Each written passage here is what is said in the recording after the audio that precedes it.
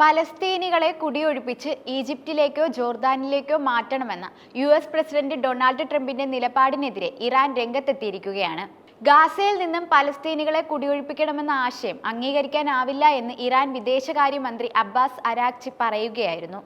US മാധ്യമമായ sky ന്യൂസിന് നൽകിയ അഭിമുഖത്തിലാണ് അബ്ബാസ് അരാഗ്ചി തന്റെ നിലപാട് വ്യക്തമാക്കിയത്.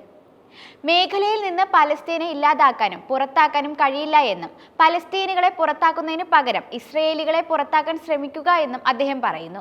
അവരെ ഗ്രീൻലാൻഡിലേക്ക് കൊണ്ടുപോകുക, അങ്ങനെ US-ന് ഒരു കല്ലുകൊണ്ട് 2 പക്ഷികളെ കൊല്ലാൻ കഴിയുമെന്നും അബ്ബാസ് അരാഗ്ചി പറഞ്ഞു.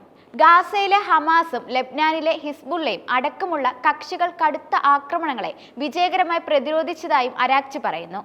ഇറാന്റെ ആണവ കേന്ദ്രങ്ങളെ ആക്രമിക്കാമെന്നുള്ള ചിന്ത ഭ്രാന്തൻ ചിന്തയാണ്. ആണവ കേന്ദ്രങ്ങൾക്ക് നേരെയുള്ള ഏതൊരു ആക്രമണത്തിനും ഉടനടി തിരിച്ചടി നേരിടേണ്ടി വരുമെന്ന് അവരോട് പറഞ്ഞിട്ടുണ്ട്.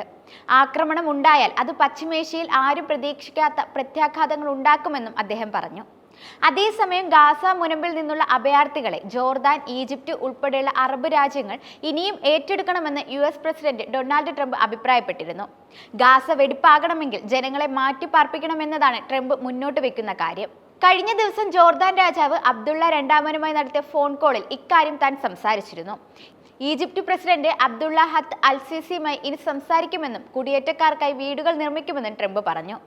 ഗാസ മുനമ്പിലെ ആളുകളെ സുരക്ഷിതമായ സ്ഥലത്ത് പുനരധിവസിപ്പിക്കുക എന്ന ലക്ഷ്യം മുൻനിർത്തിയാണ് തന്റെ നിർദ്ദേശമെന്നും ട്രംപ് പറഞ്ഞിരുന്നു.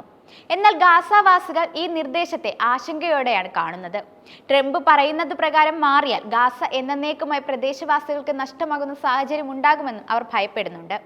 അതേസമയം ഇസ്രയേലിന് 2000 പൗണ്ട് ബോംബുകൾ നൽകാൻ ട്രംപ് അനുമതി നൽകിയിരുന്നു. മുൻ പ്രസിഡന്റ് ജോ ബൈഡൻ ഏർപ്പെടുത്തിയ നിയന്ത്രണമാണ് ട്രംപ് നീക്കിയത്. ഇസ്രയേൽ ഹമാസ് യുദ്ധത്തിനിടെ ജനങ്ങൾക്കുണ്ടാകുന്ന അപകടം കുറയ്ക്കുന്നതിനാണ് മേയിൽ ബൈഡൻ നിയന്ത്രണം ഏർപ്പെടുത്തിയത്. തെക്കൻ ഗാസയിലെ റാഫേൽ ഇസ്രയേൽ പൂർണ്ണ രീതിയിലുള്ള സൈനിക ഓപ്പറേഷൻ നടത്തുന്നത് തടയാൻ ലക്ഷ്യമിട്ടായിരുന്നു നീക്കം. യുദ്ധം വെടിനിർത്തലിലേക്ക് നീങ്ങിയപ്പോഴാണ് ബോംബുകൾ നൽകുന്നത് എന്നതും ശ്രദ്ധേയമായ കാര്യമാണ്.